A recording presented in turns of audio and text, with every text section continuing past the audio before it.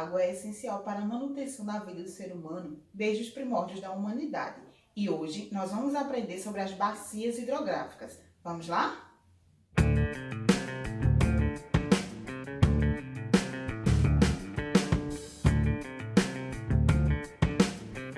No planeta existe uma grande quantidade de água. A maioria está nos oceanos, nos continentes. O percentual é bem menor. Os rios, por exemplo, correspondem a um percentual muito pequeno. Os rios sempre foram fundamentais para a sociedade. Desde os tempos mais primórdios, o rio Nilo, por exemplo, garantiu por muito tempo o sustento de milhares de pessoas. Vamos entender então a diferença entre rede hidrográfica e bacia hidrográfica. Rede hidrográfica é o conjunto de rios de uma bacia. Bacia hidrográfica é a rede hidrográfica e também a sua área de captação da água. A maioria das bacias vai desaguar para fora, no caso, o mar. Outras vão para o interior do continente. Elas são denominadas de exorreica, correspondente às bacias que escoam as águas dos rios em direção aos oceanos, e endorreica, corresponde às bacias que escoam as águas para o interior do continente. Vejamos as características das bacias hidrográficas brasileiras. Riqueza em rios e pobreza em formação lacustres. Todos os rios, direta ou indiretamente, são tributários do Oceano Atlântico. Predomínio de foz e estuário. Domínio de rios de planalto. Regime pluvial tropical austral. Rios de drenagem exorreica e perenes. Destaque para 3 divisores de água: Cordilheira dos Andes, Planalto das Guianas e formações planálticas no Brasil. Aqui está um pequeno dicionário do aluno perdido. Se você não sabe o conceito, vamos ver agora o que são divisores de água. São elementos geográficos que distinguem 2 ou mais bacias hidrográficas. Quando falamos em bacia hidrográfica, é o conjunto de terras, área, drenadas por um rio principal e seus afluentes. E o que é um regime? Equivale às variações verificadas entre as cheias e vazantes. Diversos elementos influem sobre essas variações: clima, relevo, natureza do solo. Rede hidrográfica é o padrão interrelacionado de drenagem formado por um conjunto de rios. Foz é a desembocadura ou final do rio, que pode ser no oceano, outro rio ou em um lago. A foz pode ser do tipo delta ou estuário. Vamos observar aqui no mapa como o nosso país é rico em bacias hidrográficas. Aqui nós temos os trechos navegáveis, ou seja, onde estão os principais rios. O Brasil apresenta grande quantidade de rios, reunidos no que chamamos de bacia hidrográfica. As bacias são divididas em 2 tipos, as principais e as secundárias. Entre as principais bacias destacamos Amazônica, Tocantins-Araguaia, São Francisco e Platina. Vamos conhecer melhor cada uma dessas bacias hidrográficas brasileiras. A bacia amazônica é a maior bacia hidrográfica do mundo, drena água em torno de metade do território brasileiro, maior potencial hidráulico ou hidrelétrico, principal rio é o Amazonas e há inúmeros problemas e desastres para a construção de usinas hidrelétricas na área. Um destaque é para a usina Balbina. Vamos ver então algumas curiosidades sobre a bacia amazônica. O rio Amazonas é considerado o maior rio do planeta, tanto em extensão como em volume de água. Em sua porção mais estreita, Óbidos, apresenta 1.800 metros. É um rio tipicamente de planície, apresenta um regime complexo, com águas provenientes de 2 hemisférios e uma pequena parcela do degelo dos Andes. Apresenta foz mista.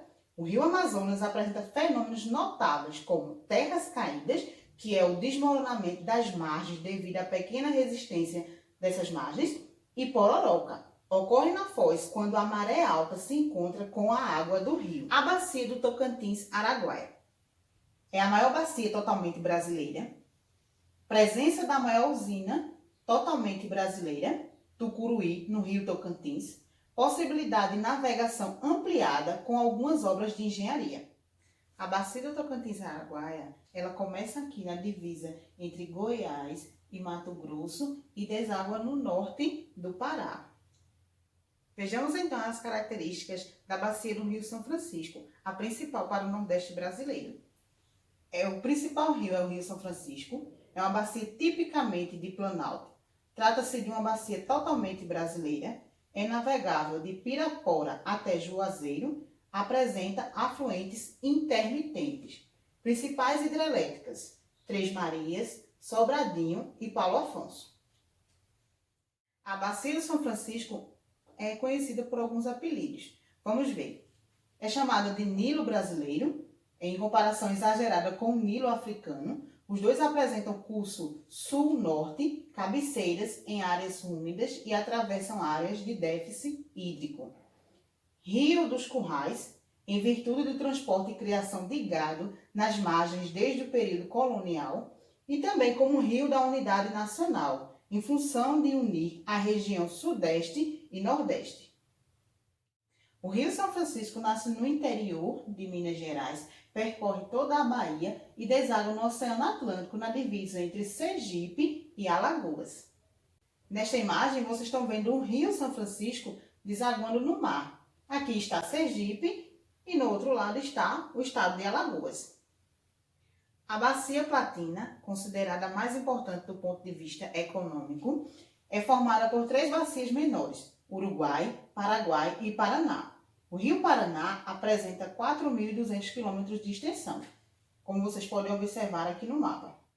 A Bacia do Paraná, uma bacia tipicamente de planalto, é a maior bacia em potencial hidroelétrico instalado, sem espaço para grandes intervenções.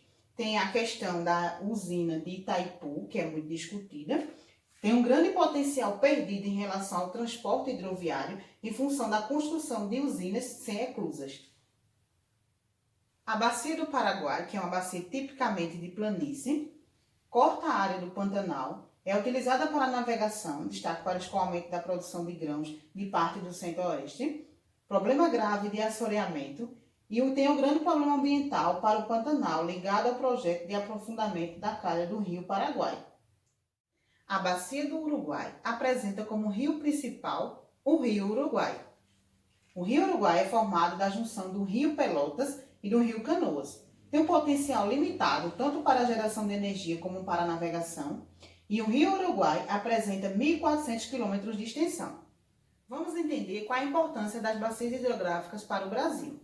As bacias hidrográficas do Brasil são de grande importância para o nosso país. A sua principal utilidade é o de gerar economia, podendo ser através de indústrias ou mesmo através de agropecuária, uma das principais rendas econômicas nacionais. Além disso, a maior parte da nossa energia provém das águas dessas bacias e, por isso, são fundamentais. E então, pessoal, espero que vocês tenham gostado dessa aula, tenham conseguido entender o assunto. Até o próximo vídeo. Tchau, tchau!